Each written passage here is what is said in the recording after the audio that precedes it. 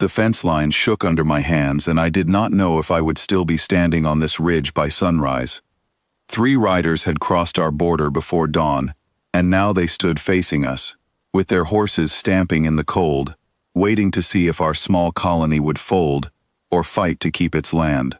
We had no soldiers, no real defense, only farmers and engineers, and children who had grown up believing this dry, quiet valley was the safest place in the world.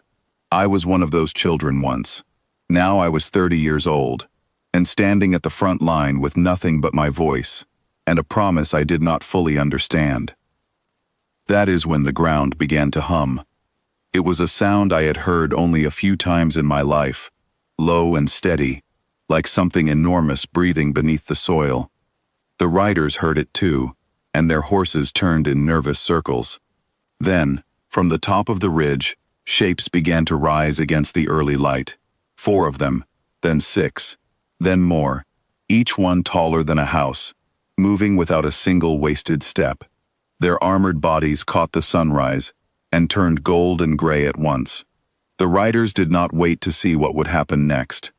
They turned and rode away before the enormous shapes had even reached the bottom of the hill.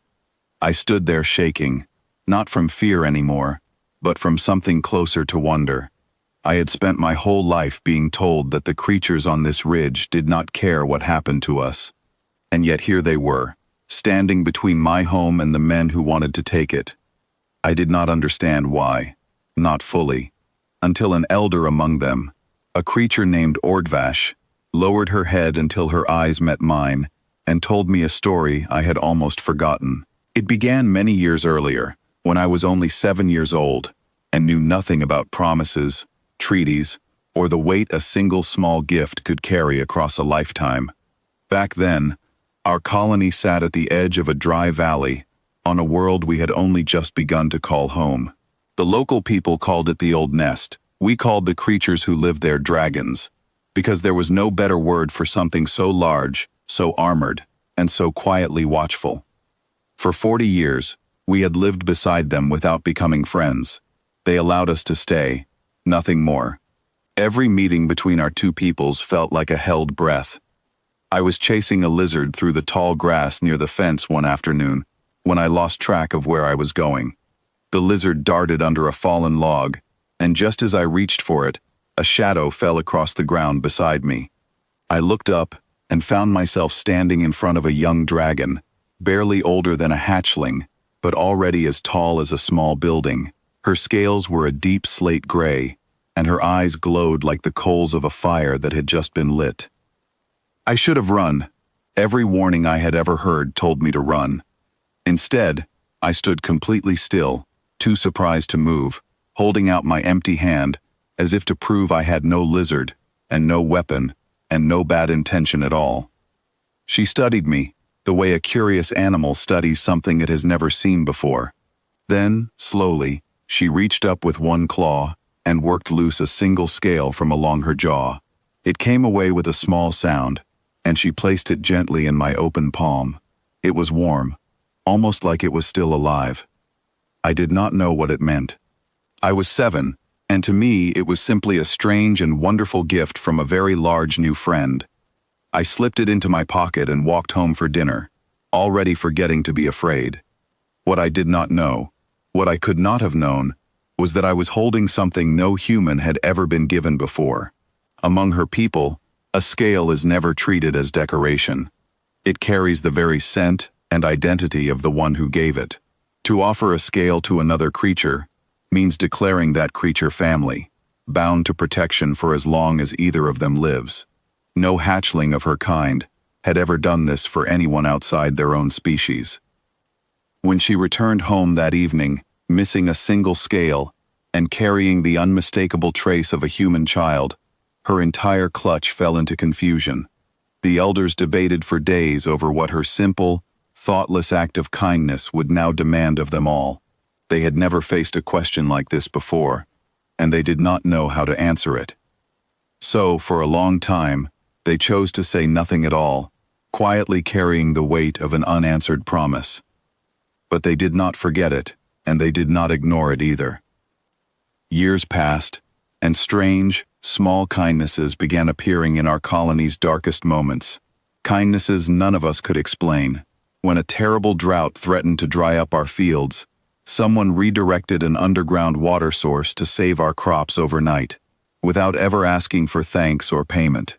When disagreements over land turned tense with a neighboring settlement, a line of watchful shapes would simply appear on the ridge at sunrise, saying nothing, needing to say nothing, until the tension quietly faded away. None of us understood why we kept receiving this kind of protection. I certainly did not think it had anything to do with a warm scale sitting forgotten in an old wooden drawer in my room. It was Ordvash who finally explained everything to me, many years later, standing on that same ridge where I had just watched the riders retreat. She told me that the young dragon who gave me that scale was named Elira, and that Elira had been far too young to understand the full meaning of what she was doing. She had simply looked at a frightened boy sharing a lizard hunt with her and decided, in the simple and honest way that very young creatures often decide things, that he was someone worth trusting. Her people spent 20 years quietly discussing what that innocent decision should cost them, and whether an act made without full understanding could still hold real meaning. In the end, they agreed that it could. They decided that intention matters, but so does the simple truth of what was given and accepted. A young life had reached out toward another young life, without fear, without calculation, and that kind of honesty, they believed, deserved to be honored rather than dismissed. So they had honored it, quietly, patiently, for 2 decades, without ever asking me to know or understand what was happening. And now, faced with riders who might have brought real trouble to our valley, they had simply chosen to keep the promise a hatchling made before she even understood what a promise was. I asked Ordvash what would happen now, since I was no longer a child chasing lizards, and Elira was no longer a small hatchling either. She looked at me for a long moment before answering. She said that some bonds do not fade simply because the ones who formed them have grown older. She said that what had begun as an accident between 2 frightened young creatures had slowly become something both of our peoples now depended on, whether we had planned it or not. She said that history is often built this way, not through grand plans or clever strategies, but through small, honest moments that nobody fully understands until many years later. I still keep that scale today. It does not glow or hum with any strange power. It is simply warm, the way living things are warm, long after the moment that created it has passed into memory. I used to think the story was about fear, about how close I came to danger that day near the fence, or how close our colony came to real trouble on the ridge many years later. But I have come to understand that the real story was never about fear at all. It was about 2 young creatures who decided, before either of them fully understood the cost, that trust was worth giving anyway. Everything that followed, every quiet act of protection, every watchful line of shapes appearing at sunrise, every drop of water saved for our fields, grew from that single, simple choice made near a fallen log on an ordinary afternoon. No treaty could have created what that one gesture built. No agreement, written by careful adults, could have carried the same honest weight as a scale given freely by a child who did not yet know how to calculate risk or reward. Standing on that ridge now, watching the last traces of dust settle where the riders had gone, I finally understood why those enormous, watchful shapes had come to stand beside us that morning. They were not simply defending land or fulfilling an old debt. They were honoring a promise made long before any of us knew how much it would one day matter, a promise that began with nothing more than an open hand, a shared curiosity, and a single warm scale passed quietly between 2 children who had no idea they were making history.